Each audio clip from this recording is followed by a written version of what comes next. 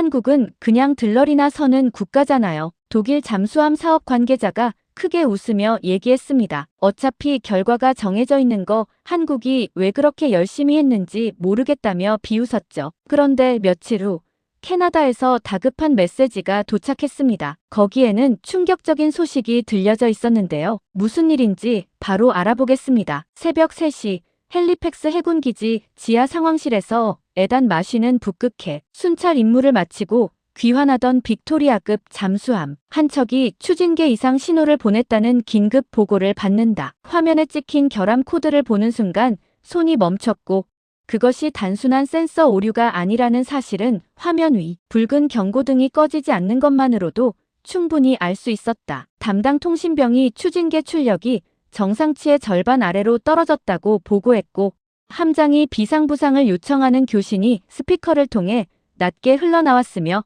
나는 화면 앞에 서서 잠수함의 현재 위치와 항구까지의 거리를 확인했다. 북극해 수온이 낮을수록 배터리 성능이 급격히 저하된다는 건 오래전부터 알고 있던 문제였고 빅토리아급이 그 한계를 이미 넘어서고 있다는 것도 알고 있었으며 그럼에도 이 새벽에 이 화면 앞에 서 있다는 사실이 묘하게 불편했다. 잠수함은 가까스로 항구로 돌아왔고 예인선이 저반을 돕는 동안 상황실 안에서 짧은 탄식이 하나 나왔으며 나는 보고서를 덮으면서 이 일이 기록에 어떻게 남을지를 먼저 생각했다. 공식 보고서에는 추진계 경고 신호 발생 및 정상 귀환이라는 문장이 들어갈 것이었고 그 문장이 이 새벽 상황실에서 내가 느낀 것과 얼마나 다른지를 나는 알고 있었지만 그것을 담을 방법이 없었다. 불과 몇 시간 뒤 총리는 67조 원 규모의 차세대 잠수함 사업 승자로 독일 티킬로미터S를 공식 발표했고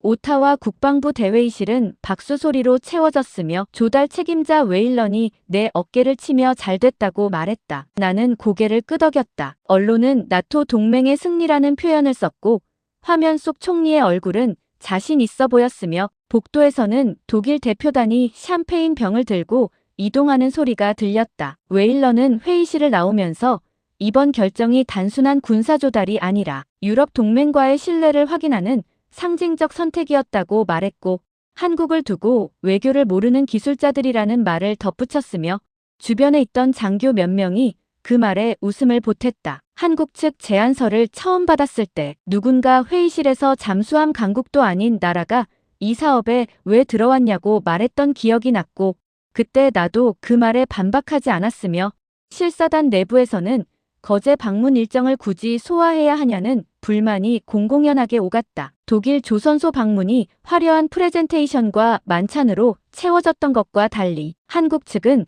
새벽 5시 반에 부두로 나오라는 일정을 보내왔고 웨일런은 그것 자체가 이 나라가 국제사업의 격을 모른다는 증거라고 말했으며 나는 그 말을 흘려들으면서도 속으로 동의하고 있었다. 탈락은 예정된 결론처럼 받아들여졌고 사업은 이미 결정된 상태였으며 나는 다음 주 시작될 계약 실무 일정을 머릿속에서 정리하고 있었다. 그런데 발표 직후 열린 비공개 후속 회의에서 독일 대표단의 표정이 조금 달라졌다. 수석 기술대표가 북극 운용 관련 일부 기술 검증에 시간이 더 필요하다고 말했고 그 말이 워낙 조용하게 나왔기 때문에 처음에는 의례적인 마무리 발언처럼 들렸다. 하지만 옆에 앉아있던 해군 작전 담당 장교의 표정이 굳어지는 걸 나는 놓치지 않았다. 기술 검증에 시간이 더 필요하다는 말이 계약 이후에 나왔다는 사실이 이상했고 그것이 어느 부분에 대한 것인지 구체적으로 묻고 싶었지만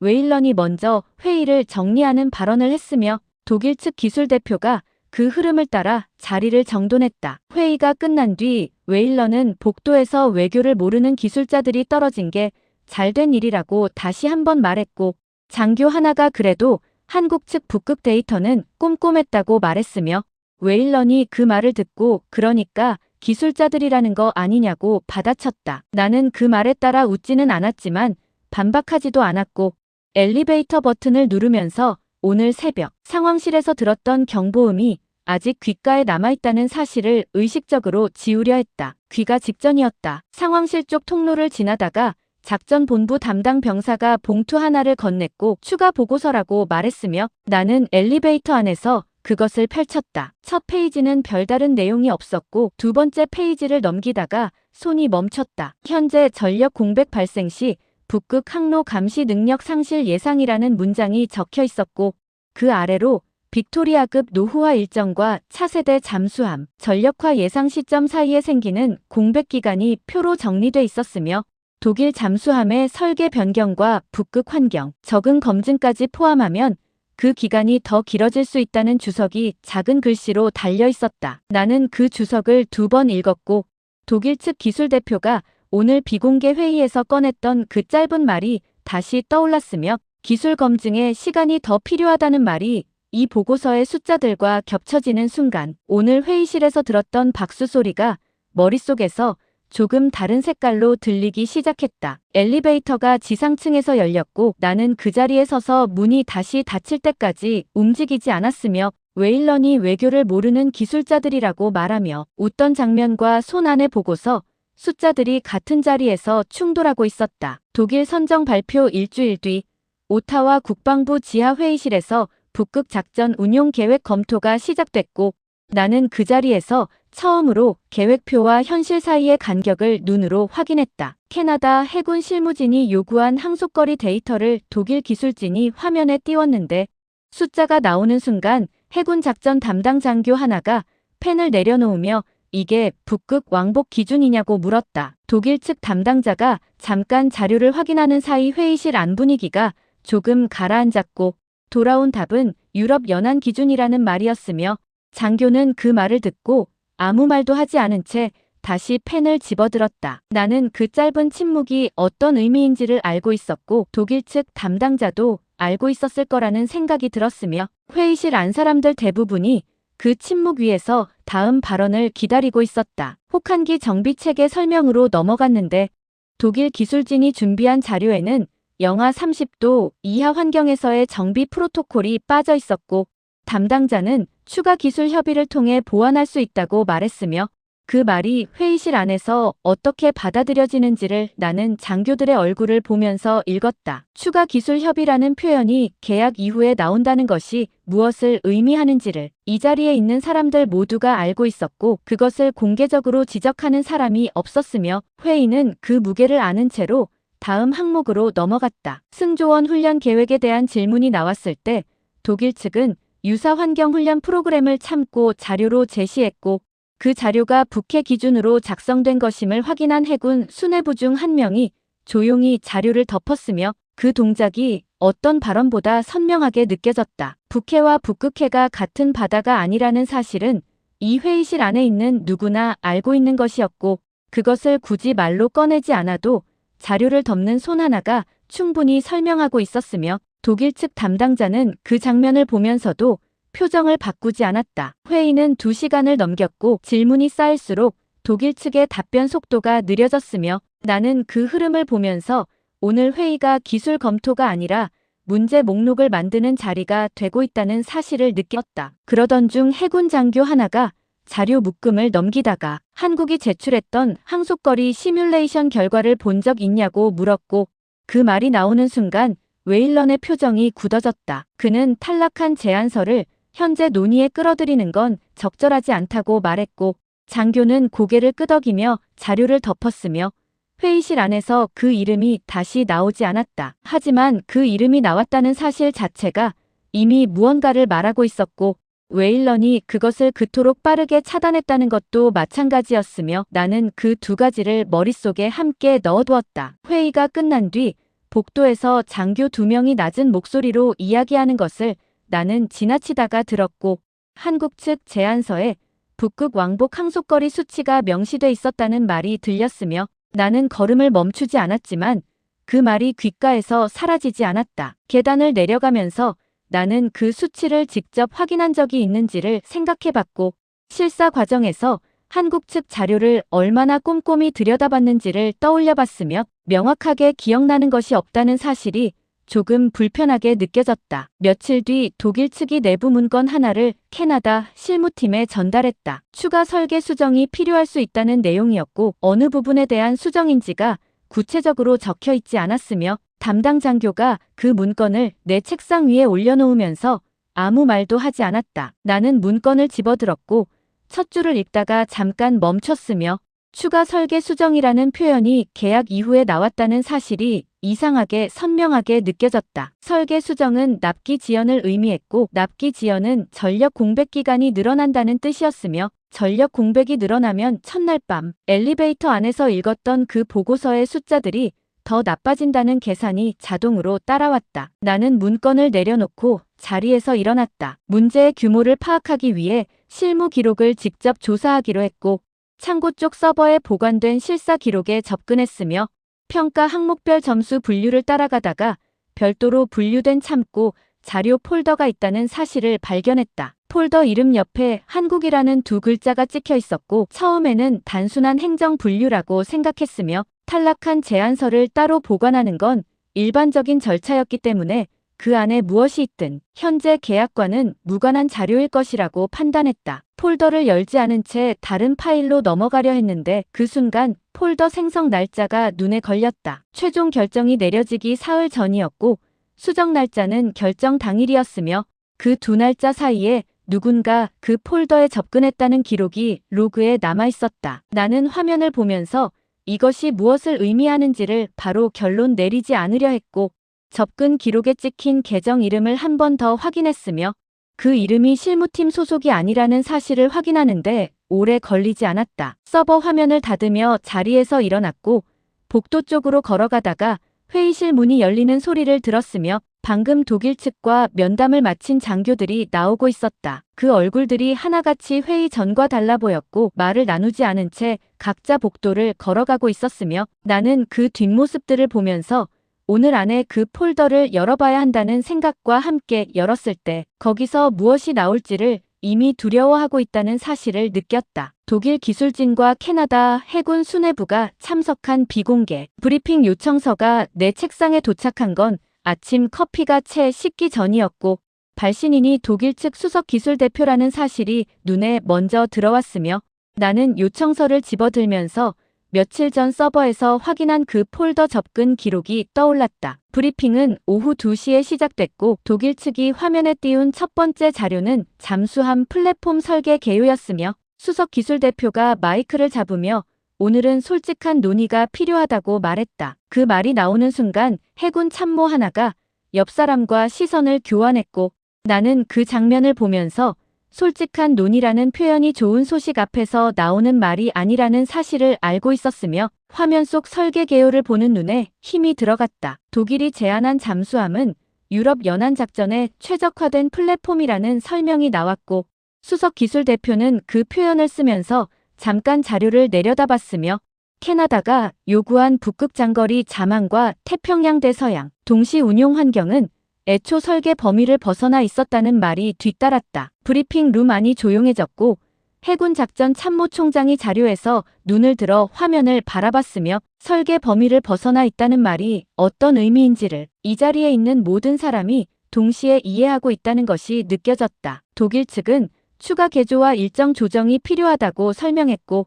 수석 기술 대표는 그 말을 하면서 목소리를 낮추지 않았으며 마치 예상된 절차를 안내하듯 차분하게 말했다. 하지만 추가 개조는 설계 변경을 의미했고 일정 조정은 납기 지연이었으며 두 가지가 동시에 발생하면 예산이 어떻게 움직이는지를 조달, 실무를 오래 해온 사람이라면 굳이 계산기를 꺼낼 필요가 없었다. 해군 장교 하나가 추가 개조의 범위가 어디까지냐고 물었고 독일 측 기술 담당자가 자료를 넘기며 구체적인 수치를 꺼내려 했으며 수석 기술 대표가 그보다 먼저 현재 단계에서는 범위를 확정하기 어렵다고 말했다. 그 말이 떨어지는 순간 회의는 격론으로 번졌다. 해군 장교들은 왜 이런 위험 요소가 최종 결정 과정에서 충분히 논의되지 않았는지 의문을 제기했고 독일 측은 캐나다의 작전 요구 조건이 계약 이후에 구체화된 부분이 있다고 맞섰으며 웨일러는 두 쪽 사이에서 현재 중요한 건 해결책이라는 말로 논쟁을 끊으려 했다. 나는 그 장면을 보면서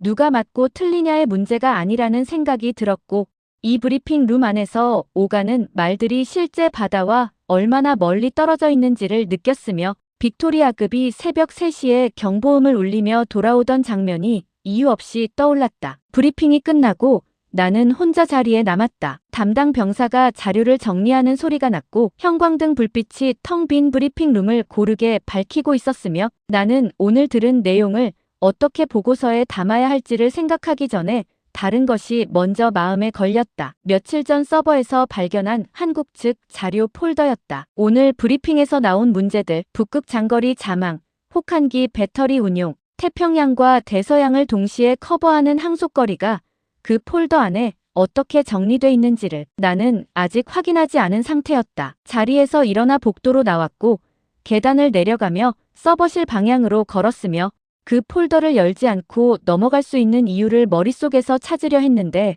찾기가 어려웠다. 서버실 문을 열고 들어가 화면을 켰고 폴더를 불러왔으며 마우스 커서가 폴더 아이콘 위에 멈춘 채로 잠깐 있었다. 클릭했다. 파일 목록이 펼쳐졌고 항목들을 위에서부터 읽어내려가다가 손이 멈췄으며 북극 작전 환경 적합성 검토라는 제목의 파일이 목록 상단에 있었다. 파일을 열었고 첫 페이지부터 북극 장거리 자망 시뮬레이션 데이터가 나왔으며 오늘 브리핑에서 독일 측이 설계 범위를 벗어나 있다고 말했던 바로 그 운용, 환경에 대한 분석이 표와 그래프로 정리돼 있었다. 페이지를 넘겼다. 혹한기 배터리 성능 곡선이 있었고 영하 40도 환경에서의 추진계 출력 변화 데이터가 실측값과 함께 실려 있었으며 그 옆에는 같은 조건에서 독일 측 플랫폼의 예상 성능을 비교한 그래프가 붙어 있었다. 나는 그 그래프를 보면서 오늘 브리핑에서 독일 수석 기술 대표가 말했던 문장이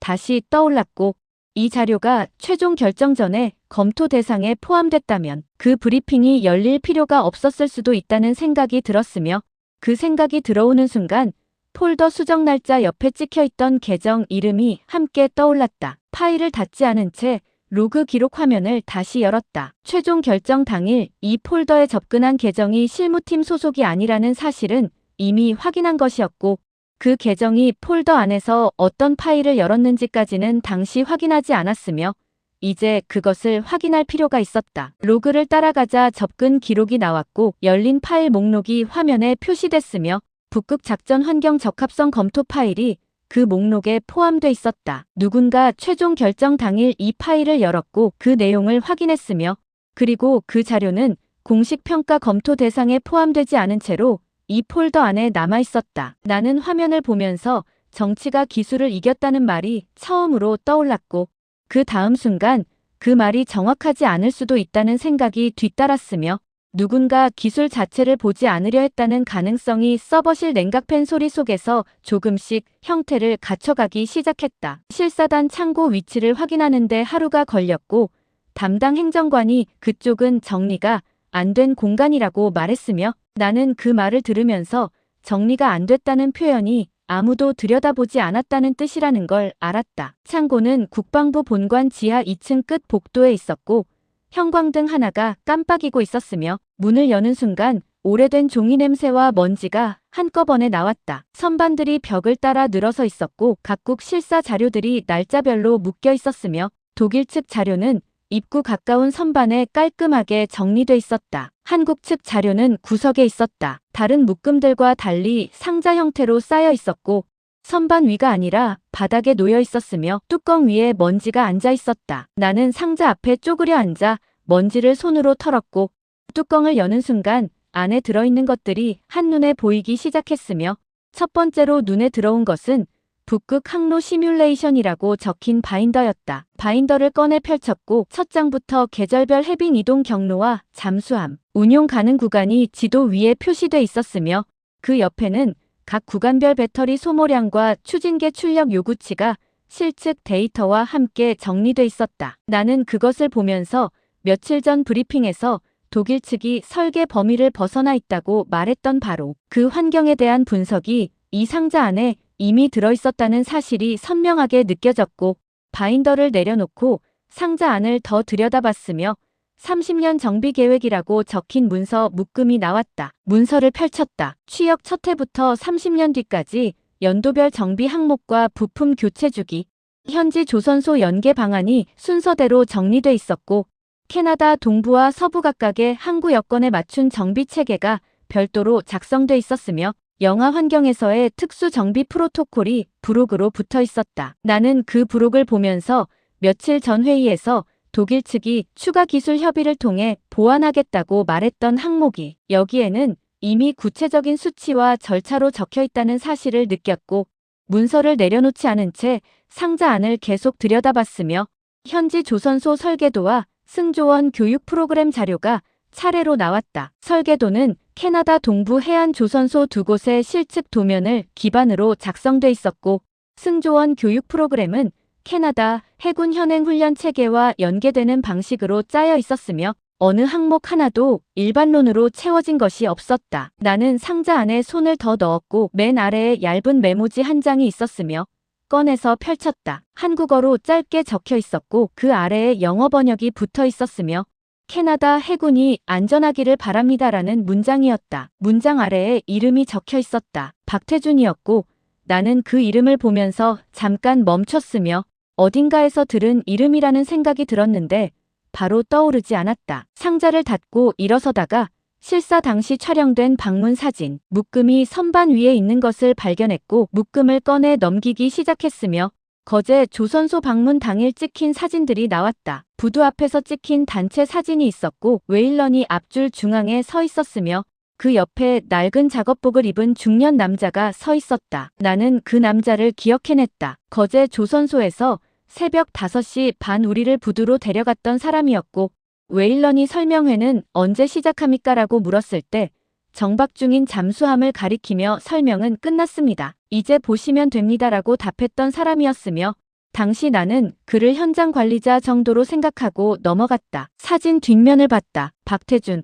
한국방위사업청 잠수함 사업단 수석 연구위원이라고 적혀 있었고 괄호 안에 전 해군 잠수함 사령부 작전 참모라는 부가 설명이 붙어 있었으며 나는 그 직함을 2번 읽었다. 상자 안으로 시선이 다시 갔다. 30년 정비 계획을 쓴 사람이 현장 관리자가 아니었고 북극 항로 시뮬레이션을 설계한 사람이 단순한 기술자가 아니었으며 새벽 5시 반 부두에서 잠수함을 가리키며 이제 보시면 됩니다라고 말했던 그 사람이 수십 년간 한국 잠수함 사업을 이끌어온 인물이었다는 사실이 창고, 형광등 불빛 아래에서 천천히 윤곽을 갖춰가기 시작했고 나는 그 사실을 받아들이면서 동시에 이 상자가 왜 선반이 아니라 바닥에 놓여 있었는지를 생각하지 않을 수 없었다. 독일 측 극비회의 요청이 들어온 건 창고에서 돌아온 다음 날 오전이었고 발신인은 사흘 전 브리핑에서 설계 범위를 벗어나 있다고 말했던 수석 기술 대표였으며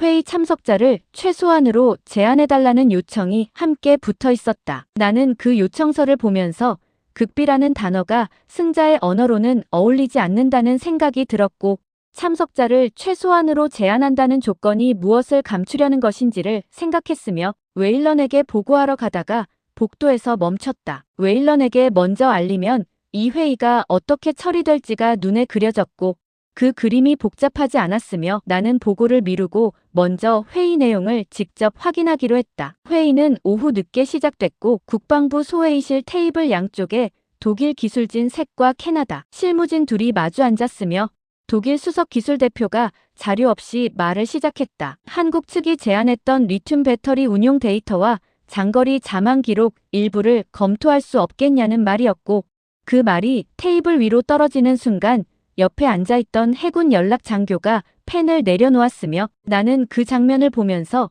방금 들은 말을 한 번 더 머릿속에서 되풀이했다. 승자가 패자의 자료를 요청하고 있었다. 독일 측은 단순한 기술 교류 차원이라고 설명했고 상호 협력을 통해 납기 일정을 앞당기는 데 도움이 될 수 있다고 덧붙였으며 수석 기술 대표는 그 말을 하는 동안 목소리를 고르게 유지했다. 하지만 나는 그의 손이 테이블 위에서 자료 없이 놓여 있다는 사실을 보고 있었고 자료를 준비하지 않고 이 자리에 왔다는 것이 무엇을 의미하는지를 생각하고 있었으며 단순한 기술 교류라는 표현이 이 상황에 얼마나 맞지 않는 말인지를 느끼고 있었다. 해군 연락 장교가 한국 측 자료는 탈락한 제안서에 포함된 것이라 캐나다 정부가 임의로 제공할 수 있는 성격이 아니라고 말했고 독일 수석 기술 대표는 그 말을 듣고 잠깐 고개를 끄덕였으며 그럼에도 가능한 범위에서 협의해줄 것을 요청한다는 말로 회의를 마무리했다. 나는 그 마무리가 너무 매끄럽다는 생각이 들었고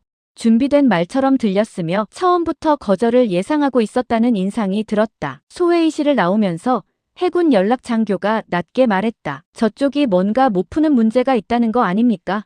라고 그가 말했고 나는 대답하지 않았으며 복도를 걸으면서 어제 창고에서 꺼낸 상자 안에 리튬, 배터리 운용 데이터가 별도 바인더로 정리돼 있었다는 사실이 떠올랐다. 그 바인더의 두께가 기억났고 표지에 혹한기 자망 배터리 운용 실측 데이터라고 적혀 있었으며 독일 수석 기술 대표가 요청한 것이 정확히 그 바인더 안에 있는 내용이었다는 사실이 복도를 걸으면서 점점 선명해졌다. 독일이 해결하지 못하고 있는 문제가 무엇인지를 오늘 이 요청 하나가 말해주고 있었고 그 문제의 답이 창고 바닥 상자 안에 먼지를 덮어 쓴 채로 있었으며 그 상자를 바닥에 내려놓은 사람들이 누구였는지를 나는 알고 있었다. 사무실로 돌아왔고 자리에 앉았으며 오늘 회의 내용을 어떻게 처리해야 할지를 생각했다. 웨일런에게 보고하면 이 요청이 공식 기록에 남을 것이었고 공식 기록에 남으면 독일 측의 기술적 한계가 문서로 확인되는 셈이었으며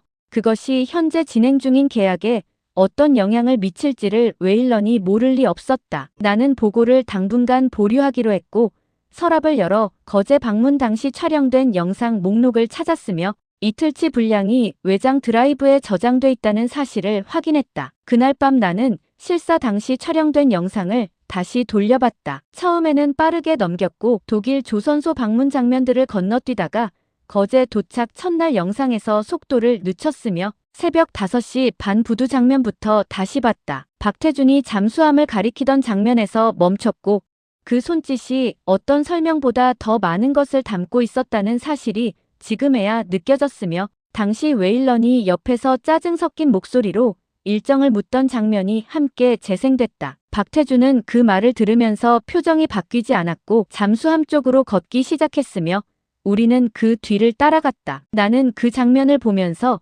당시 그 걸음이 느리지도 빠르지도 않았다는 사실이 눈에 들어왔고 조급함도 과시도 없는 걸음이었으며 자신이 보여줄 것이 무엇인지를 정확히 알고 있는 사람의 걸음이었다는 생각이 들었다. 영상을 계속 넘겼다. 잠수함 내부 안내 장면들이 이어졌고 거주구역에서 젊은 부사관이 배를 믿으니까 잠이 온다고 말하던 장면이 나왔으며 당시에는 연출이라고 생각했던 그 말이 지금은 다르게 들렸다. 빅토리아급이 새벽 3시에 경보음을 울리며 돌아오던 날 밤이 겹쳐졌고 추진계 이상 코드가 화면에 찍혀있던 장면이 그 부사관의 얼굴과 함께 놓이면서 배를 믿지 못하면 잠이 안 온다는 말이 무엇을 의미하는지가 이제야 실감으로 바뀌었으며 나는 영상을 멈추지 않은 채로 앉아 있었다. 영상 막바지에 독일 조선소 방문 기록이 섞여 들어와 있었다. 예전 교류 프로그램 자료가 편집 실수로 포함된 것이었고 나는 그것을 넘기려다가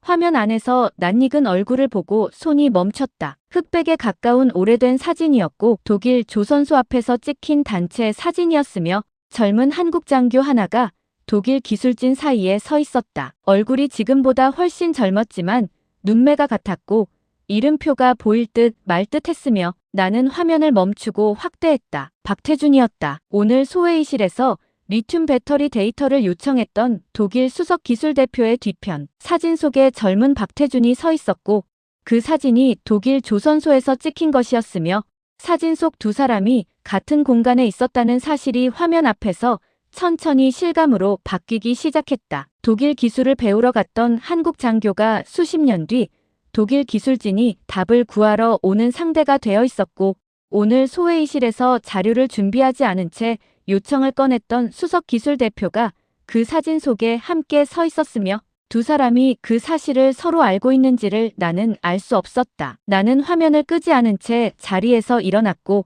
창밖을 봤으며 오타와 밤하늘 아래에서 오늘 소회의실 테이블 너머로 들려왔던 독일 수석 기술 대표의 목소리가 다시 떠올랐다. 단순한 기술 교류라고 그는 말했고 그 말이 지금 이 화면 속 사진과 함께 놓이는 순간 전혀 다른 무게로 들렸으며 웨일런이 외교를 모르는 기술자들이라고 말하며 웃던 복도 장면이 이 밤 노트북 화면 앞에서 다른 방향으로 읽히기 시작했다. 웨일런에게 보고하러 가는 길에 나는 8달 전 거제 방문 서류를 다시 꺼냈고 일정표를 펼치다가 첫날 아침 일정란에 적힌 시각을 보고 멈췄으며 새벽 5시 반이라고 적혀 있었다. 당시에는 그 시각이 이상하다고 생각했다. 공식 일정은 오전 9시 설명회였고 웨일러는 전날 밤 인천에서 늦게 도착했으며 거제로 내려오는 버스 안에서 일정 변경에 대해 불만을 표시했다. 실사단 안에서도 불만이 있었다. 독일 방문 때는 함부르크 시내 호텔에서 아침 식사를 마친 뒤 조선소로 이동했고 점심은 항구가 내려다 보이는 레스토랑에서 먹었으며 기술 브리핑은 대형 스크린과 번역 통역이 갖춰진 회의실에서 진행됐다. 거제는 달랐다. 숙소는 조선소 인근 비즈니스 호텔이었고 저녁 일정은 식사 한 끼가 전부였으며 웨일러는 그 차이를 격의 차이라고 표현했다. 나는 그 말에 동의하지 않을 이유를 찾지 않았고 실사단 전체 분위기가 거제 방문을 요식행위로 받아들이고 있다는 사실을 알고 있었으며 나 역시 그 분위기 안에 있었다. 부두에 도착했을 때 박태준은 이미 거기 있었다. 낡은 작업복 차림이었고 새벽 바람이 차가웠으며 부두 조명이 수면 위에 반사되고 있었다. 실사단 일부가 외투깃을 세우며 왜 이 시각에 부두냐는 표정을 지었고 웨일런이 짜증 섞인 목소리로 설명회는 언제 시작합니까? 라고 물었으며 박태준은 그 말을 듣고 잠수함 쪽을 바라봤다. 정박 중인 잠수함을 손으로 가리키며 설명은 끝났습니다. 이제 보시면 됩니다. 라고 말했고 웨일런은 그 말에 뭔가를 더 묻고 싶어하는 표정이었지만 박태준은 이미 걷기 시작하고 있었으며 나는 그 뒷모습을 따라가면서 이 사람이 설명을 준비하지 않은 게 아니라 설명이 필요 없다고 판단한 거라는 생각이 들었다. 당시에는 그 생각을 크게 받아들이지 않았고 박태준을 따라 걸으면서도 이 방문이 어차피 요식행위라는 생각이 머릿속 어딘가에 자리 잡고 있었으며 웨일런이 뒤에서 낮게 형식도 모른다고 중얼거리는 소리가 들렸다. 잠수함 내부로 들어갔고 박태준은 우리를 기관실과 어뢰실, 승조원 거주 구역으로 차례로 안내했으며 각 공간에서 말을 많이 하지 않았다. 설명이 필요한 부분에서만 짧게 말했고 나머지는 우리가 직접 보게 했으며 독일 조선소에서 기술진이 슬라이드를 넘기며 수치를 설명하던 방식과 전혀 달랐다. 웨일러는 그 방식이 마음에 들지 않는 것 같았고 기관실에서 수치 설명을 요청했으며 박태준은 벽에 붙은 계기판을 가리키며 여기 다 나와 있습니다. 라고 말했다. 웨일런이 통역을 통해 프레젠테이션 자료는 없냐고 물었고 박태준은 없다고 말했으며 그 대답이 짧아서 오히려 더 선명하게 들렸다. 실사단 일부가 서로 눈을 마주쳤고 나는 그 시선들을 보면서 이 방문이 어떻게 기록될지를 이미 알 것 같았으며 박태준은 그 시선들에 반응하지 않고 다음 구역으로 걸어가고 있었다. 거주 구역에서 젊은 부사관 하나와 마주쳤고 웨일런이 장거리 임무 중 가장 힘든 게 뭐냐고 물었으며 부사관은 잠깐 생각하다가 잠이 안 오는 거라고 말했다. 웨일런이 그게 무슨 뜻이냐고 다시 묻자 부사관은 배를 믿지 못하면 잠이 안 온다고 말했고 이 배에서는 잠이 옵니다. 배를 믿으니까요. 라고 덧붙였으며 박태준은 그 옆에 서서 아무 말도 하지 않았다. 웨일런은 통역이 끝나자 고개를 한번 끄덕이며 다음 구역으로 넘어가자고 말했고 나는 그 말을 따라 움직이면서 부사관이 한 말을 이미 흘려보내고 있었으며 당시에는 그것이 자연스러웠다. 실사 보고서를 작성할 때 그 장면을 어떻게 써야 할지 몰랐고 결국 승조원 사기 양호라는 문장 하나로 정리했으며 그 문장이 그날 부두에서 본 모든 것을 얼마나 좁게 담고 있는지를 당시에는 생각하지 않았다. 방문 마지막 날 박태준이 함정 코인 하나를 건넸다. 악수와 함께였고 별다른 말이 없었으며 나는 그것을 받아서 주머니에 넣었다. 실사단 버스가 조선소 정문을 빠져나올 때 웨일런은 결과는 뻔하지 않냐고 말했고 장교 하나가 기술은 나쁘지 않던데라고 말했으며 웨일런은 기술이 다가 아니지 않냐고 받아쳤다. 나는 그 말들을 들으면서 창밖을 보고 있었고 거제 풍경이 빠르게 뒤로 물러나고 있었으며 주머니 안에 코인을 한번 쥐었다가 놓았다. 귀국 후 코인은 책상 서랍 안으로 들어갔고 그 이후로 꺼낸 적이 없었으며 실사 보고서에는 한국 측 제안이 기술적 완성도 면에서 일부 항목에서 경쟁력을 보였으나 전반적인 사업 운용 역량과 국제 협력 경험 측면에서 한계가 있다고 적었다. 그 문장을 쓰면서 이의를 달지 않았고 웨일런이 검토 후 적절하다고 말했으며 나는 보고서를 제출하고 다음 업무로 넘어갔다. 서랍을 열었다. 코인이 거기 있었고 꺼내서 앞면을 봤으며 한국 해군 잠수함 부대 마크가 새겨져 있었다. 뒤집었다. 깊을수록 조용할수록 강하다라는 문장이 복도 불빛 아래에서 읽혔고 나는 그 문장을 처음 읽을 때처럼 구호처럼 읽으려 했는데 그렇게 읽히지 않았으며 어젯밤 노트북 화면에서 봤던 오래된 사진 속 젊은 박태준의 얼굴이 겹쳐졌다. 독일에서 기술을 배우던 사람이 그 문장을 코인에 새겼고 그 코인을 우리에게 건넸으며 우리는 그것을 서랍 안에 넣어두고 그 사람이 제출한 상자를 창고 바닥에 내려놓았다. 한국 측 제안이 기술적 완성도 면에서 한계가 있다고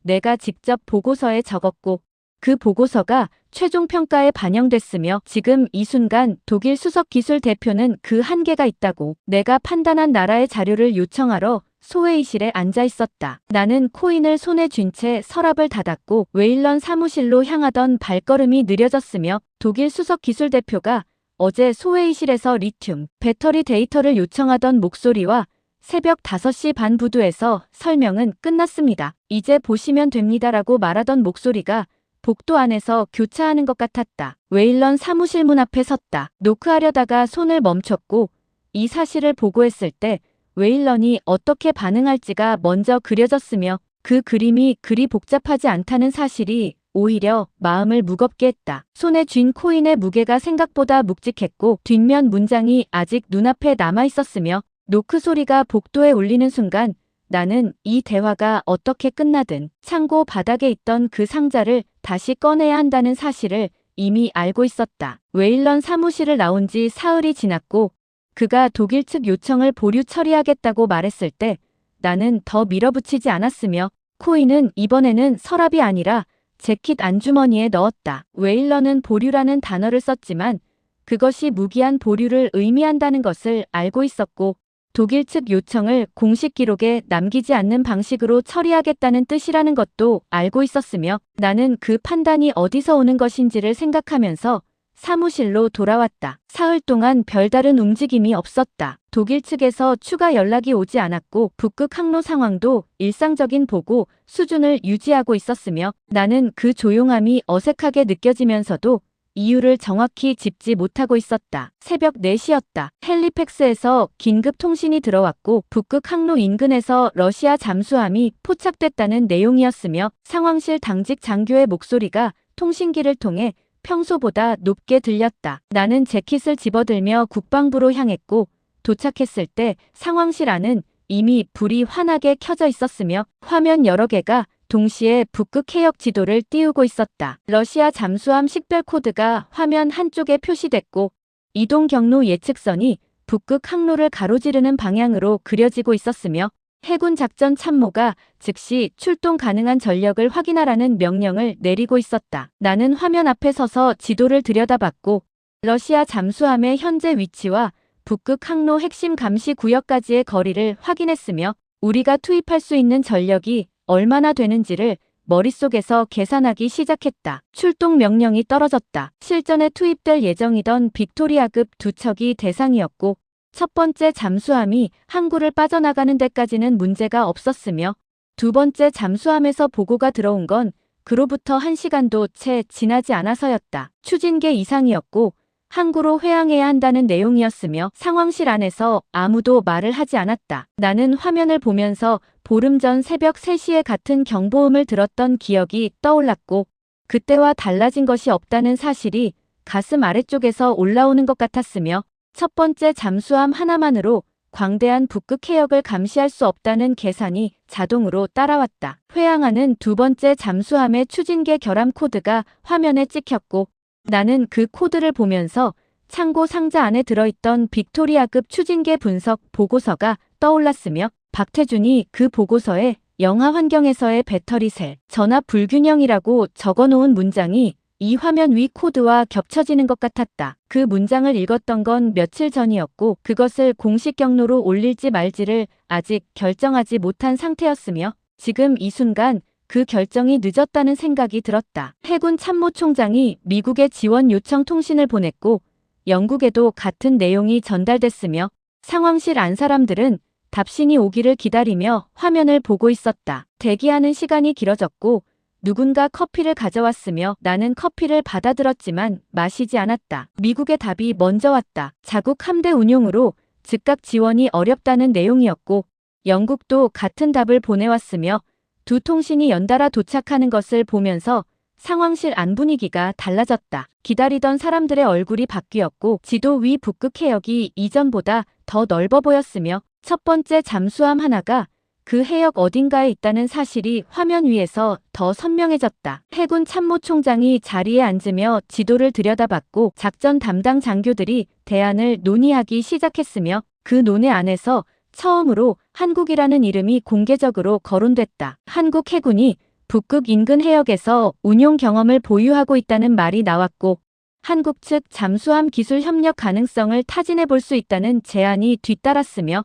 웨일런이 그 말을 듣고 손을 들어 발언을 요청했다. 그는 현재 독일과의 계약이 진행 중인 상황에서 한국과 접촉하는 것은 외교적으로 복잡한 문제를 야기할 수 있다고 말했고 목소리에 날이 서 있었으며 며칠 전 독일 측 요청을 보류로 처리했을 때와 같은 논리였다. 하지만 며칠 전과 달라진 것이 있었고 그것은 지금 이 화면 위에서 북극 해역을 혼자 순찰하고 있는 잠수함 한 척이었으며 참모총장이 웨일런의 말을 들으면서 지도에서 눈을 떼지 않았다. 참모총장이 현실적인 대안을 먼저 확보해야 한다고 말했고 웨일런은 더 밀어붙이지 않았으며 상황실 안에서 한국 측에 비공식으로 접촉하는 방안을 검토하라는 지시가 내려졌다. 담당 장교가 나를 쳐다봤고 나는 그 시선의 의미를 알았으며 상황실을 나오면서 재킷 안주머니에 손이 갔다. 코인이 거기 있었다. 사무실로 돌아왔다. 서랍을 열지 않았고 재킷 안주머니에 손을 넣었으며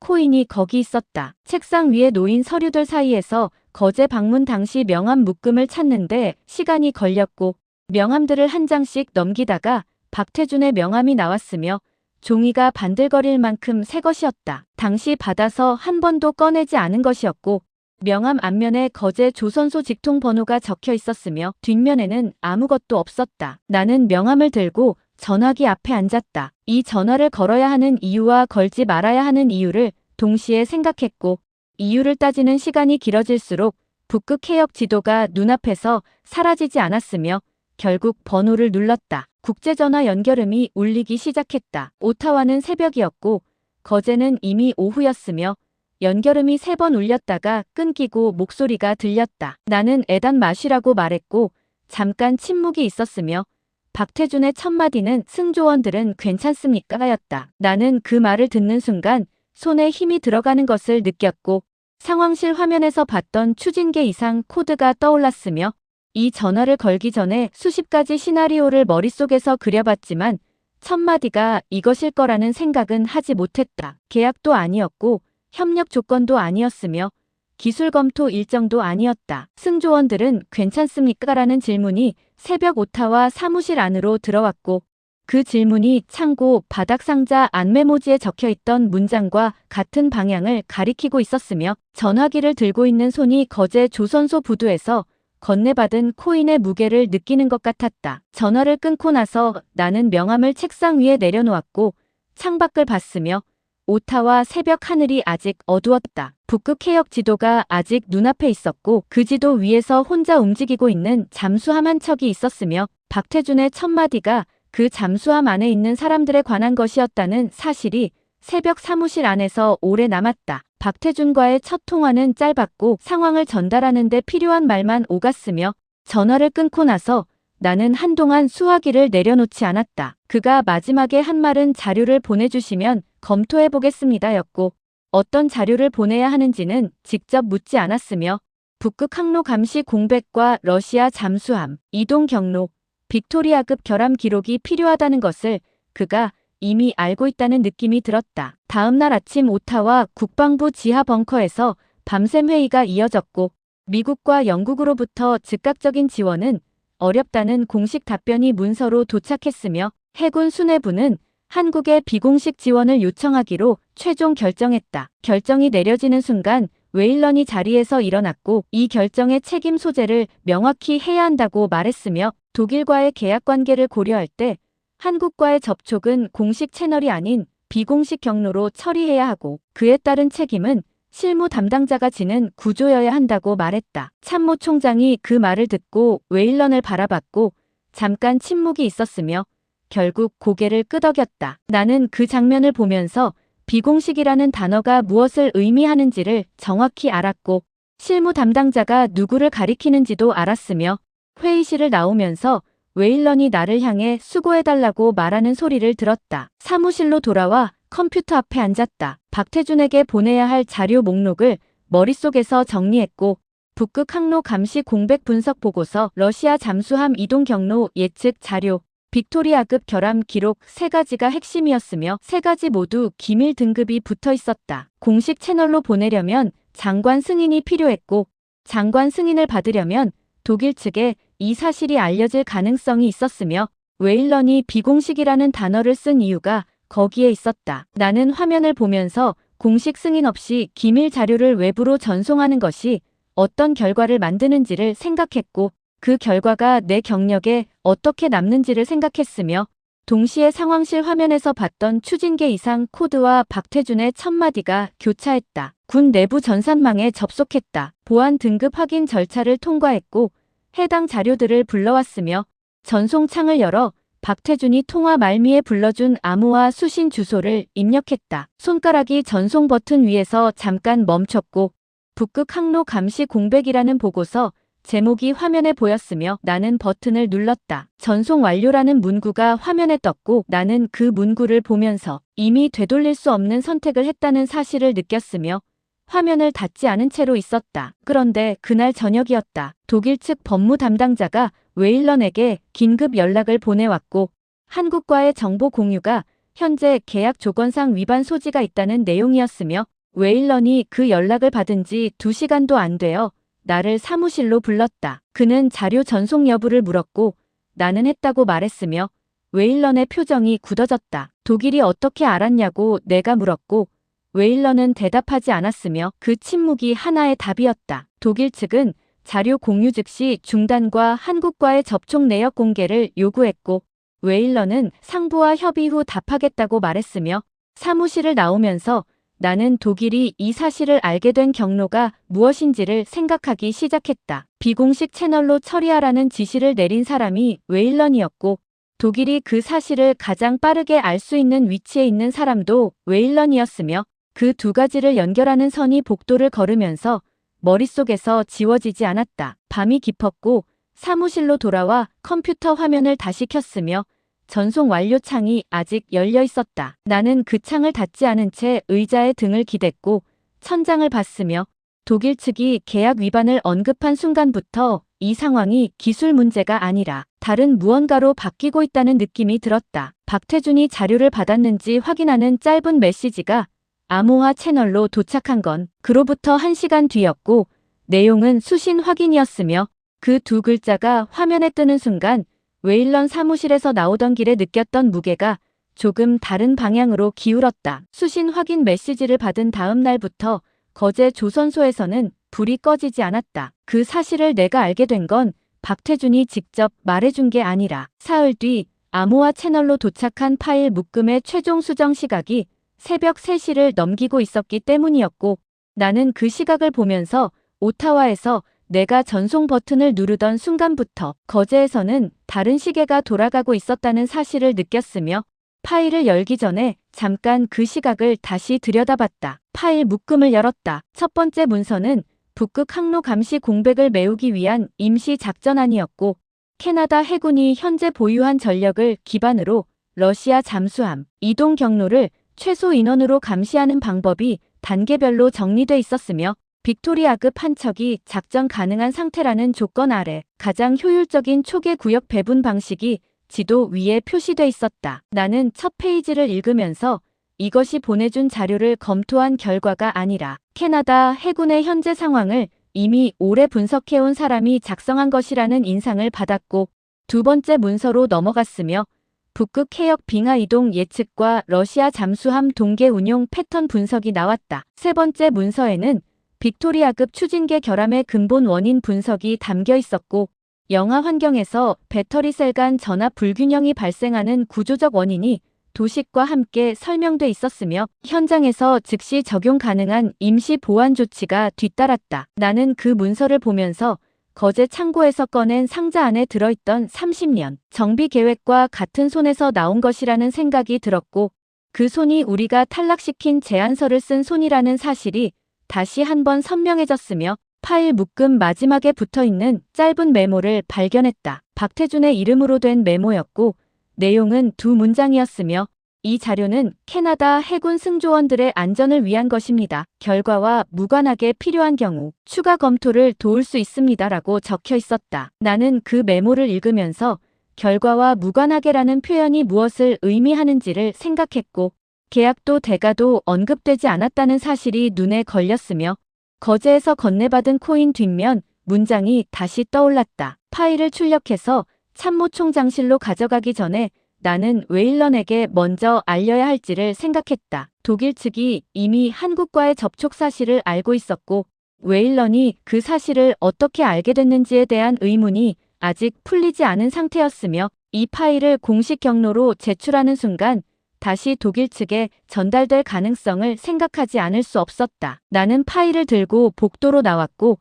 참모총장실 방향으로 걸었으며 걷는 동안 이 자료를 어떤 경로로 제출하느냐가 자료 자체만큼 중요하다는 사실이 머릿속에서 정리되기 시작했다. 참모총장실 문을 두드렸고 들어오라는 말이 들렸으며 문을 열었을 때 참모총장은 지도를 들여다보고 있었다. 나는 파일을 책상 위에 내려놓으며 한국 측에서 보내온 자료라고 말했고 참모총장이 파일을 집어들었으며 첫 페이지를 읽기 시작했다. 그가 두 번째 페이지로 넘어가는데 걸리는 시간이 첫 페이지보다 짧았고 세 번째 페이지에서는 넘기지 않고 다시 처음으로 돌아가 특정 부분을 손가락으로 짚었으며 나는 그 장면을 보면서 아무 말도 하지 않았다. 참모총장이 파일에서 눈을 들며 이걸 웨일런이 알고 있냐고 물었고 나는 아직 보고하지 않았다고 말했으며 참모총장이 잠깐 나를 바라봤다. 그는 파일을 덮으며 내일 아침 해군 수뇌부 회의에서 이 자료를 공개하겠다고 말했고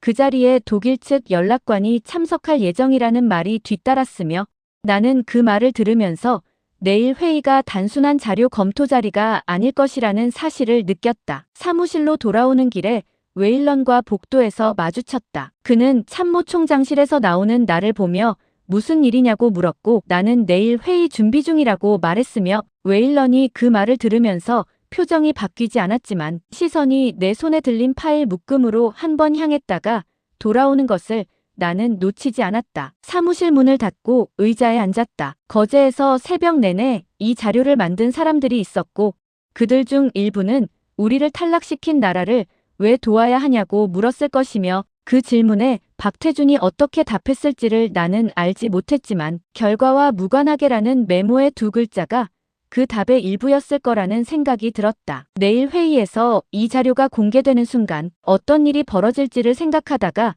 나는 책상 위에 파일을 내려놓고 눈을 감았으며 거제 조선소 새벽 3시의 불빛이 오타와 한밤중에 눈앞에 그려지는 것 같았다. 회의는 오전 9시에 시작됐고 캐나다 해군 사령부 상황실 테이블 양쪽에 해군 수뇌부와 독일 기술진 그리고 독일 측 연락관이 자리를 잡았으며 나는 테이블 끝쪽에 앉아 파일 묶음을 손 옆에 놓았다. 참모총장이 오늘 검토할 자료가 있다고 말했고 담당 병사가 복사본을 돌렸으며 독일 측 연락관이 표지를 보는 순간 표정이 바뀌는 것을 나는 옆에서 확인했다. 수석 기술대표가 복사본을 집어들었고 첫 페이지를 펼치다가 멈췄으며 출처를 묻지 않았다. 그 침묵이 출처를 이미 알고 있다는 뜻이었고 알면서도 묻지 않는다는 것이 이 자리에서 어떻게 해석될지를 테이블 양쪽 모두 이해하고 있었으며 회의실 안에서 잠깐 아무도 말을 하지 않았다. 해군 작전 참모가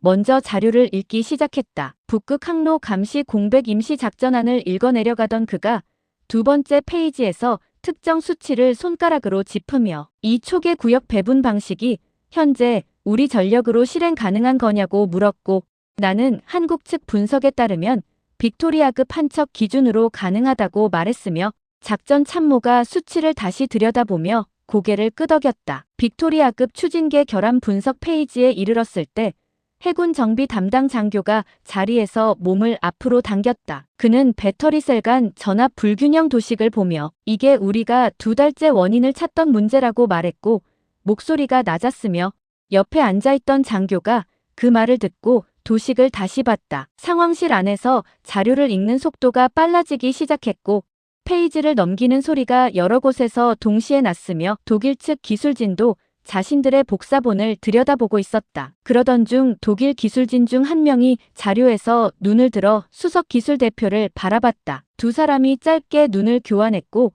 수석 기술대표가 자료의 특정 부분을 가리키며 낮게 무언가를 말했으며, 독일어였기 때문에 내용은 들리지 않았지만 그 기술자의 얼굴이 굳어지는 건 보였다. 그 기술자가 자료 맨 끝 페이지를 펼쳤고 작성자 표기란을 들여다봤으며 박태준이라는 이름을 보는 순간 자리에서 몸이 반쯤 일어서는 것 같았다. 그는 이 이름이 맞습니까? 라고 물었고 목소리가 떨리지는 않았지만 평소보다 낮았으며 나는 그렇다고 말했다. 독일 기술자가 수석 기술대표를 바라봤고 수석 기술대표가 시선을 피하지 않았으며 두 사람 사이에서 뭔가 오래된 것이 표면 위로 올라오는 것 같은 느낌이 들었다. 기술자가 자리에서 일어나 참모총장을 향해 발언을 요청했다. 그는 수십 년 전 독일 킬 조선소에서 한국 해군 장교 연수 프로그램이 운영됐다고 말했고 자신이 당시 교육 담당자 중 한 명이었다고 말했으며 박태준이라는 이름의 젊은 장교가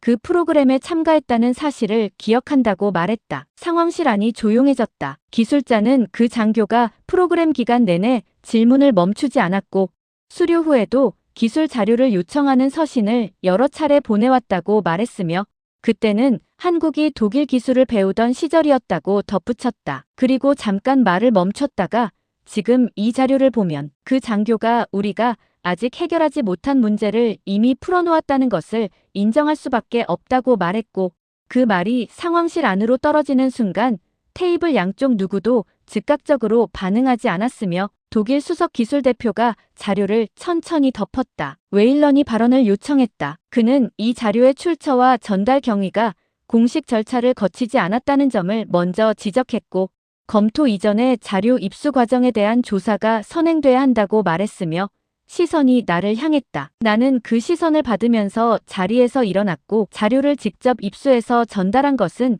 나라고 말했으며 그 과정에서 공식 승인을 받지 않았다는 사실도 인정했다. 상황실 안이 다시 조용해졌고 참모총장이 나를 바라봤으며 웨일런이 그것 보라는 표정으로 테이블을 손바닥으로 짚었다. 나는 웨일런을 바라보며 자료 입수 경위보다 자료 내용이 먼저 검토돼야 한다고 말했고 이 자료 안에 2달째 원인을 찾지 못하던 빅토리아급 결함의 답이 들어있다고 말했으며 북극 항로 감시 공백을 메울 수 있는 실행 가능한 방안도 들어있다고 말했다. 웨일런이 반박하려고 입을 열었고 그 순간 해군 정비 담당 장교가 먼저 말했으며 자료에 나온 임시 보완 조치를 오늘 오후 빅토리아급에 적용해보고 싶다고 말했다. 그 말이 나오는 순간 웨일런의 반박이 공중에서 멈췄고 참모총장이 장교를 바라봤으며 승인한다고 말했다. 웨일런이 자리에 앉으며 서류를 정리하기 시작했고 독일 수석 기술대표는 자신의 복사본을 들고 발언 없이 자리에서 일어났으며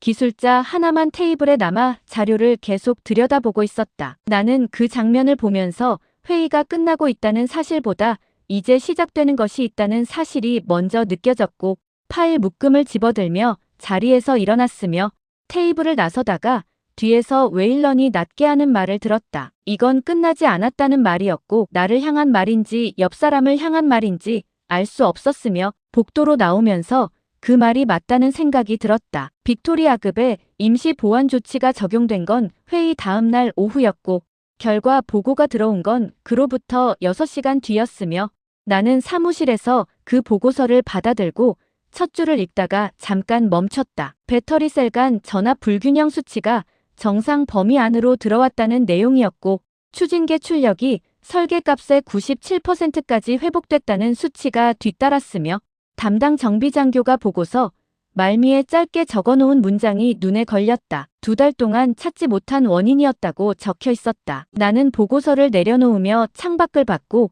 오타와 하늘이 흐렸으며 그 문장이 단순한 기술 보고가 아니라 다른 무언가를 말하고 있다는 생각이 들었다. 그 무렵 독일 본사로부터 캐나다 국방부 앞으로 공문이 도착했다. 한국의 개입 사실을 외부에 공개하지 말 것을 요구하는 내용이었고, 현재 진행 중인 계약의 안정적 이행을 위해 불필요한 혼선을 피해야 한다는 표현이 사용됐으며, 공문 말미에는 법적 검토를 진행 중이라는 문장이 붙어 있었다. 웨일런이 그 공문을 들고 참모총장실을 찾아갔고, 나는 복도에서 그가 들어가는 것을 봤으며, 회의가 끝난 뒤 그가 나오는 얼굴을 보고 원하는 답을 얻지 못했다는 것을 알았다. 참모총장이 공문 수령 사실을 인정하면서도 공개 여부는 캐나다 정부가 판단할 사안이라고 선을 그었다는 이야기를 나는 나중에 담당 비서관에게서 들었다. 그런데 독일 내부에서 균열이 시작된 건 본사 공문이 도착하고 사흘 뒤였다. 킬 조선소 핵심 기술자 하나가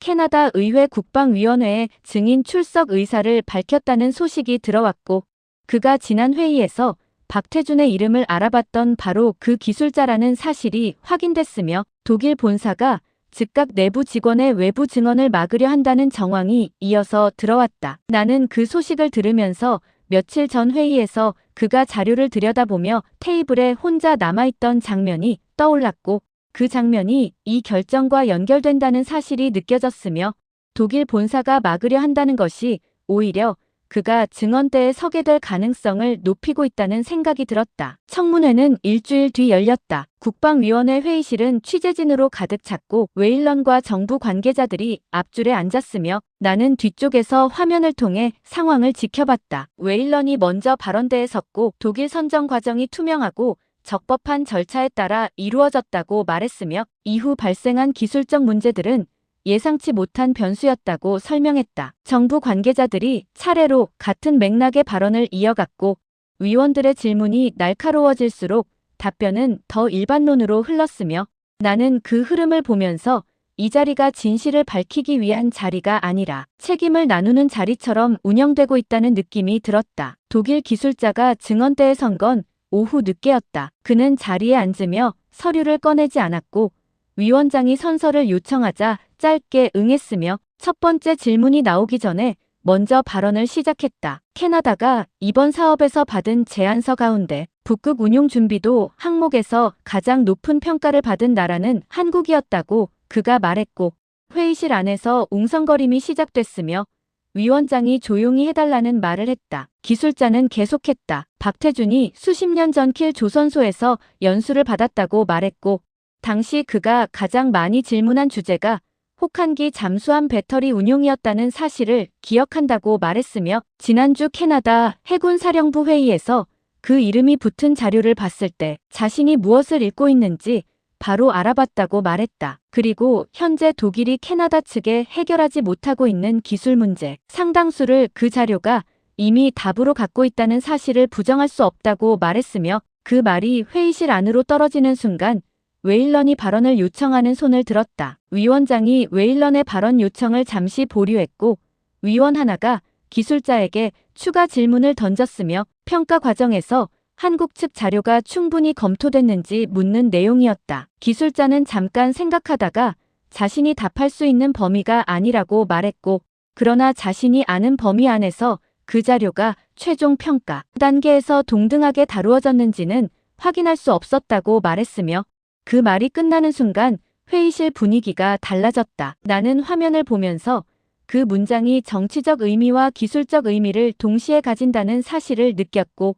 웨일런이 앞줄에서 서류를 정리하는 손이 빨라지고 있다는 것도 봤으며, 지금 이 청문회가 끝난 뒤 내가 다음으로 해야 할 일이 무엇인지가 처음으로 명확해지는 것 같았다. 화면 속 기술자가 증언을 마치고 자리에서 일어나는 장면이 나왔고, 그가 나가면서 문 쪽을 향해 걷는 걸음이 들어올 때와 달라 보였으며, 나는 화면을 끄지 않은 채로 서랍을 열어 평가 자료 접근 로그를 다시 꺼내 들었다. 청문회 생중계가 끝난 직후였다. 나는 사무실에서 화면을 보고 있었고, 채널을 바꿀 때마다 같은 장면이 반복되고 있었으며, 패배한 한국이 캐나다 해군을 구했다는 표현이 자막으로 흘렀다. 처음 그 자막을 본 건 공영방송이었고, 두 번째는 민영 뉴스 채널이었으며, 세 번째 채널을 켰을 때는 앵커가 같은 말을 다른 방식으로 반복하고 있었다. 나는 화면을 끄지 않은 채 의자에 등을 기댔고, 청문회가 끝난 지 2시간도 되지 않아 이 속도로 퍼졌다는 사실이 놀라웠으며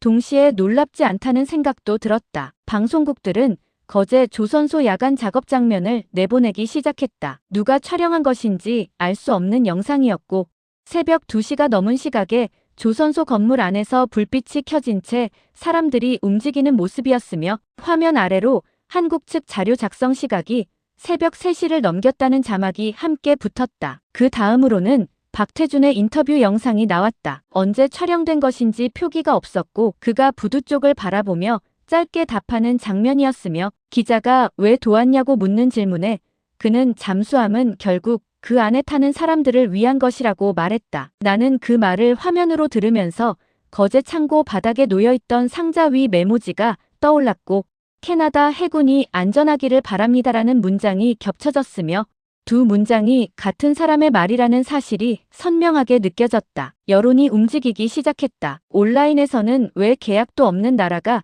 우리 군인들을 위해 밤새 일했냐는 질문이 퍼졌고 댓글들은 같은 방향을 가리키고 있었으며 다음 날 아침 여론조사 수치가 나왔을 때 정부 관계자들의 얼굴이 달라졌다. 국방위원회에 추가 청문회를 요구하는 청원이 하루 만에 수십만 건을 넘었고 야당은 즉각 조달 과정 전면 재조사를 요구했으며 여당 일부에서도 내부 검토가 필요하다는 목소리가 나왔다. 정부가 책임자를 찾기 시작한 건 그 다음 날이었다. 웨일런이 먼저 움직였다. 그는 내가 상부 지시 없이 독단적으로 한국과 접촉하고 기밀 자료를 넘겼다고 주장하는 내부 보고서를 제출했고 비공식 채널로 처리하라는 지시를 내린 사람이 자신이었다는 사실은 그 보고서 어디에도 없었으며 나는 그 보고서 사본을 담당 장교에게서 전달받아 읽으면서 웨일런이 이 상황을 어떻게 정리하려 하는지를 정확하게 이해했다. 징계위원회 출석 통보가 왔고 날짜는 사흘 뒤였으며 나는 통보서를 읽으면서 이것이 예상된 수순이라는 생각과 함께 이 자리에서 무엇을 말해야 하는지가 이미 정리돼 있다는 생각이 들었다. 징계위원회 당일 아침이었다. 나는 사무실에서 자료를 챙기다가 서랍을 열었고 코인이 거기 있었으며 주머니에 넣었다. 회의실로 들어갔을 때 위원들이 앉아 있었고 웨일런이 한쪽 벽 옆에 서 있었으며 나는 지정된 자리에 앉았다. 위원장이 기밀 자료를 무단으로 외부에 전송한 사실을 인정하느냐고 물었고 나는 인정한다고 말했으며 웨일런의 어깨에서 힘이 빠지는 것이 시야 끝에서 보였다. 그러나 나는 거기서 멈추지 않았다. 자료를 직접 들고 왔다고 말했고 테이블 위에 파일 2개를 올려놓았으며 하나는 북극 항로 감시 공백과 빅토리아급 결함 기록이 담긴 내부 문서였고 다른 하나는 최종 결정 당일 한국 측 자료 폴더에 접근한 계정 로그와 그 계정 소속을 확인한 기록이었다. 위원장이 파일을 집어들었고 옆에 위원이 동시에 몸을 앞으로 당겼으며 웨일런이 발언을 요청하는 손을 들었다. 나는 웨일런을 바라보지 않았고 위원장이 파일 2번째 페이지를 넘기는 것을 보면서 이 자리에서 내 경력이 어떻게 끝날지보다 이 파일이 어떻게 읽히는지가 더 중요하다는 생각이 들었으며 그 생각이 들어오는 순간 손 안에서 코인의 무게가 느껴졌다. 위원장이 파일에서 눈을 들어 웨일런을 바라봤고 웨일런의 손이 내려갔으며 회의실 안에서 한동안 아무도 말을 하지 않았다. 나는 그 침묵 속에서 거제 창고 형광등 아래에서 상자 뚜껑을 열던 순간이 떠올랐고 바닥에 놓여있던 그 상자가 이 자리까지 오게 된 경로가 머릿속에서 하나의 선으로 이어지는 것 같았으며 위원장이 다음 발언을 준비하는 동안 나는 그 선의 끝이 어디를 향하고 있는지를 처음으로 조금 알 것 같다는 생각이 들었다. 징계위원회 결과가 나온 건 일주일 뒤였고 결론은 직무 범위 초과에 따른 경고 처분이었으며 웨일런은 그 다음날 사직서를 제출했다. 나는 그 소식을 복도에서 들었고 사무실로 돌아오면서 웨일런이 사직서를 낸 이유가 처분 때문인지 아니면 다른 이유 때문인지를 생각했으며 오래 생각하지 않았다. 총리실이 한국과의 공식 협상을 발표한 건 그로부터 열흘 뒤였고 발표문에는 북극 운용체계 전반에 걸친 기술 협력 논의를 시작한다는 내용이 담겨 있었으며 나는 대표단 명단에 내 이름이 포함돼 있다는 사실을 발표 당일 아침 담당 비서관에게서 들었다. 전용기는 오전 일찍 오타와를 출발했고 기내에서 나는 창밖을 보다가 잠들었으며 거제 공항에 착륙했을 때 현지 시각은 오후 늦은 시간이었다. 공항 밖으로 나오는 순간이었다. 대표단 차량이 대기하고 있을 거라고 생각했는데 주차장 입구부터 차량 행렬이 늘어서 있었고 캐나다 번호판 옆으로 노르웨이, 폴란드, 사우디아라비아, 아랍에미레이트 번호판이 섞여 있었으며 각국 제복을 입은 인물들이 차량 옆에 서서 대기하고 있었다. 나는 그 장면을 보면서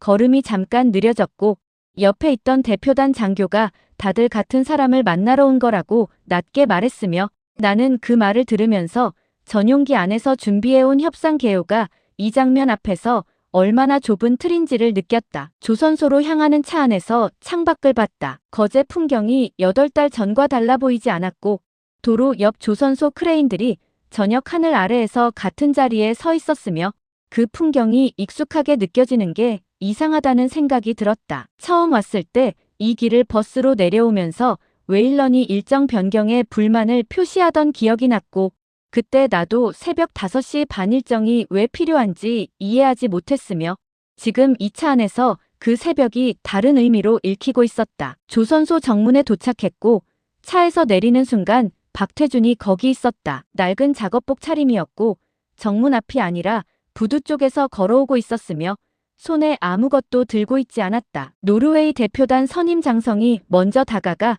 악수를 청했고 박태준이 악수를 받았으며 폴란드 쪽 인물이 그 뒤를 이었다. 각국 장성과 장관급 인사들이 차례로 먼저 다가가는 장면을 나는 정문 옆에 서서 보고 있었고 8달 전 웨일런이 이 사람을 현장 관리자 정도로 취급하며 설명의 시작 시각을 물었던 장면이 겹쳐졌으며 두 장면 사이의 거리가 어떻게 만들어진 것인지를 생각했다. 박태준이 악수를 마치고 고개를 들었을 때 나와 눈이 마주쳤다. 그는 걸음을 옮겨 내 쪽으로 왔고 악수를 건넸으며 오셨습니까? 라고 말했다. 나는 그 말을 들으면서 첫 통화에서 그가 했던 첫 마디가 떠올랐고 승조원들은 괜찮습니까? 라는 질문과 오셨습니까? 라는 인사 사이에 이 모든 시간이 들어있다는 생각이 들었으며 악수를 받으면서 빅토리아급 정비 결과가 나왔다고 말했다. 박태준이 고개를 끄덕였고 잘 됐다고 말했으며 그것이 전부였다. 협상은 다음 날 시작될 예정이었고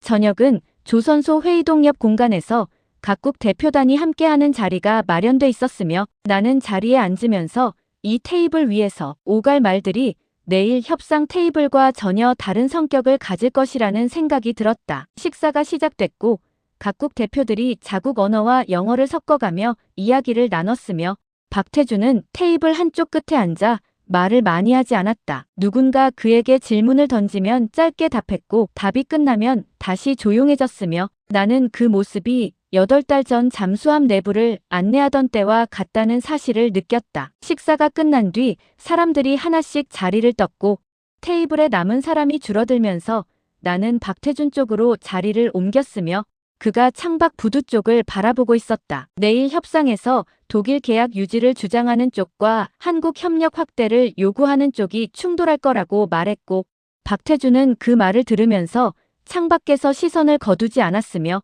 잠깐 뒤에 그럴 거라고 말했다. 나는 그 답이 걱정되지 않느냐는 뜻으로 한 말이었는데 그가 걱정과 무관하게 받아들이고 있다는 것이 느껴졌고 내일 어떻게 될 것 같냐고 다시 물었으며 박태준이 창밖을 보면서 협상 결과는 모르겠다고 말했다. 그리고 잠깐 사이를 두고 잠수함은 협상 테이블에서 결정되지 않는다고 말했으며 그 말이 회의동 안으로 떨어지는 순간 나는 그 말이 내일 협상에 관한 것이 아니라 처음부터 지금까지 이 모든 것에 관한 것이라는 느낌이 들었고 창밖 부두에 정박한 잠수함의 윤곽이 저녁 불빛 아래에서 조용하게 보였다. 협상은 오전 9시에 시작됐고 조선소 회의실 테이블 양쪽에 캐나다 정부 대표단과 한국 측 실무진이 마주 앉았으며 독일 측 연락관이 캐나다 대표단 뒤편에 옵저버 자격으로 자리를 잡았다. 나는 테이블 한쪽에 앉으면서 어제 저녁 박태준이 창밖을 보며 했던 말이 아직 귓가에 남아있었고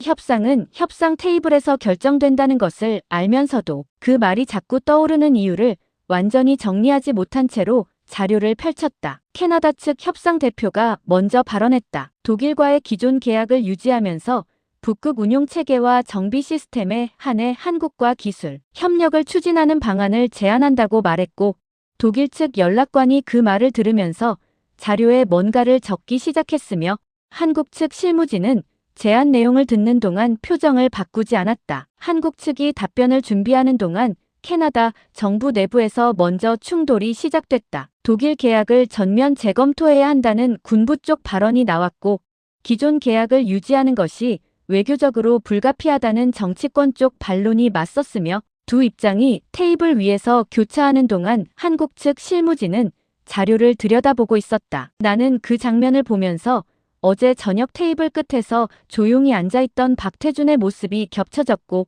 이 협상이 어떤 방향으로 흘러가든 거제 창고 바닥에 놓여있던 상자 안의 내용들은 이미 빅토리아급 배터리셀 안에서 작동하고 있다는 사실이 떠올랐으며 그 사실이 이 테이블 위의 논쟁과 어떤 관계에 있는지를 생각했다. 오후로 넘어가면서 협상이 교착 상태에 빠졌다. 독일 측 연락관이 계약 변경은 현행 협정상 막대한 위약금을 수반한다는 문서를 제출했고 캐나다 정치권은 그 숫자 앞에서 목소리가 낮아졌으며 군부 쪽은 위약금보다 전력 공백 기간의 안보 비용이 더 크다는 반론을 내놓았다. 나는 두 숫자가 테이블 위에서 충돌하는 것을 보면서 이 협상이 숫자로 끝나지 않을 것이라는 생각이 들었고 발언 기회를 요청했으며 협상 대표가 고개를 끄덕였다. 나는 자리에서 일어났다. 지난 몇 달 동안 이 자리에 오기까지의 경로를 말하겠다고 했고 헬리팩스 새벽 3시 경보음부터 시작했으며 창고 바닥에 놓인 상자, 거제 새벽 5시 반 부두, 박태준의 첫 통화 첫마디, 빅토리아급 정비 결과 보고서를 차례로 말했다. 숫자를 쓰지 않았고 기술 용어를 나열하지 않았으며 이 과정에서 가장 먼저 진실을 본 사람이 누구였는지 가장 많이 무시당하면서도 계속 자료를 만들어낸 사람이 누구였는지를 말했다. 독일 계약을 유지하려는 사람들이 지키려는 것이 무엇인지 이해한다고 말했고 그러나 북극 항로 아래에서 실제로 작동해야 하는 것이 무엇인지를 가장 오래 생각해온 사람이 누구인지는 이미 이 테이블 위에 올라온 자료들이 말하고 있다고 말했으며 자리에 앉았다. 회의실 안이 잠깐 조용해졌고 독일 측 연락관이 자료에서 눈을 들어 나를 바라봤으며 한국 측 실무진이 처음으로 자료에서 시선을 거뒀다. 협상 대표가 정회를 선언했고 각 대표단이 자리를 옮겨 내부 논의를 시작했으며 나는 회의실 밖 복도로 나왔다. 복도 끝 창문으로 부두가 보였고 저 아래 물 위에 잠수함 한 척이 정박해 있었으며 나는 창문 앞에 서서 재킷 안주머니에 손을 넣었다. 코인이 거기 있었다. 꺼내서 뒤집었고 깊을수록 조용할수록 강하다는 문장이 복도 불빛 아래에서 읽혔으며 그 문장을 처음 읽었을 때와 지금 이 순간 사이에 얼마나 많은 것이 달라졌는지를 생각했다. 협상이 재개됐다는 연락이 왔고 회의실로 돌아왔으며 협상 대표가 최종 입장을 발표했다. 독일과의 계약은 유지하되 북극 운용 체계와 정비 시스템, 승조원 훈련 프로그램의 핵심 파트너로 한국을 선택한다는 내용이었고 독일 측 연락관이 그 말을 들으면서 자료를 덮었으며 한국 측 실무진이 고개를 끄덕였다. 협상이 끝난 뒤 박태준과 단둘이 부두를 걸었다. 저녁이 오고 있었고 물 위에 반사된 조선소 불빛이 흔들리고 있었으며 나는 걸으면서 왜 도왔냐고 물었다. 박태준이 걸음을 멈추지 않은 채 잠깐 생각했고 독일은 잠수함을 만들었고 우리는 잠수함을 타는 사람들을 생각했습니다 라고 말했으며 그것이 전부였다. 나는 그 말을 들으면서 더 묻지 않았고 두 사람이 부두를 걷는 동안 파도 소리만 났으며 잠수함이 물 위에서 조용히 정박해 있었다. 몇 달 뒤 나는 이 모든 과정을 기록으로 남기기 시작했다. 마지막 장을 쓰면서 어떤 문장으로 끝내야 할지를 오래 생각했고 결국 이렇게 적었으며 캐나다는 독일의 이름을 선택했다. 그러나 북극의 얼음 아래에서 끝내 바다가 기억한 것은 한국이라는 나라였다라고 썼다가 지웠고 다시 썼으며 결국 그 문장 대신 부두를 걷던 박태준의 뒷모습과 물 위에서 흔들리던 불빛과 그가 남긴 말 한마디를 그대로 적어두었다. 독일은 잠수함을 만들었고 우리는 잠수함을 타는 사람들을 생각했습니다. 그 문장이 회고록의 마지막이 됐고 나는 그 문장 뒤에 아무것도 덧붙이지 않았으며 덧붙일 필요가 없었다.